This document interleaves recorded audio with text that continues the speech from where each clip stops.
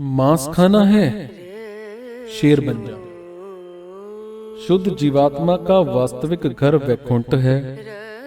वस्तुतः इस भौतिक संसार से उसका कोई संबंध नहीं है, परंतु जैसे तैसे आत्मा अनादिकाल से इस भौतिक संसार में है और एक के बाद एक शरीर स्वीकार करते हुए भौतिक प्रकृति के कठोर नियमों के साथ संघर्ष कर रहा है। जीवात्मा को ऐसी इच्छाएं और कार्य करते हुए शुद्ध जीवन यापन करना चाहिए, जिससे वो संसार चक्र से मुक्त हो सके।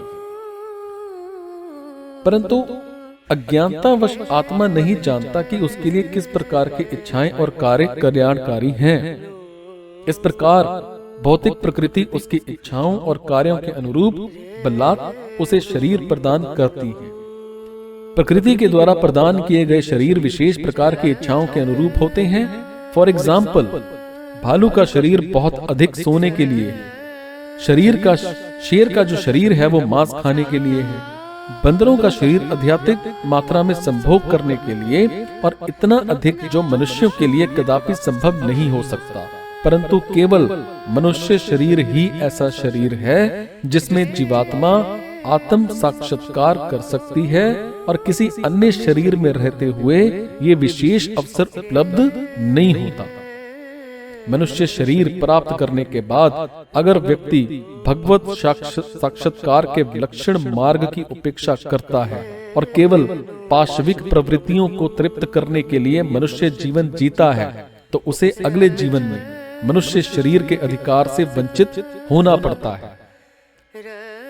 भौतिक प्रकृति कहती है, मांस खाना चाहते हो, ठीक है, शेर बन जाओ।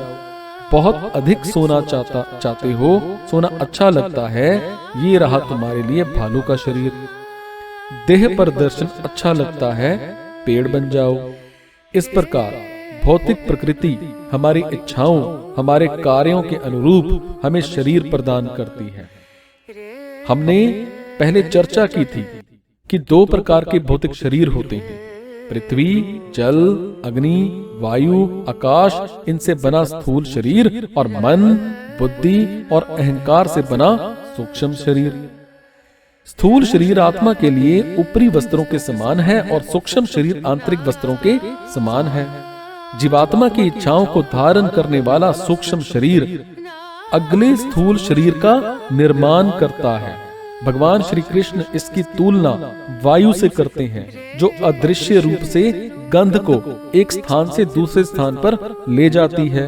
परमात्मा के निर्देशन में अणु जीवात्मा पिता के वीर्य द्वारा विशिष्ट माता के गर्भ में प्रवेश करती है और माता द्वारा दिए गए विशेष प्रकार के शरीर का विकास करती है।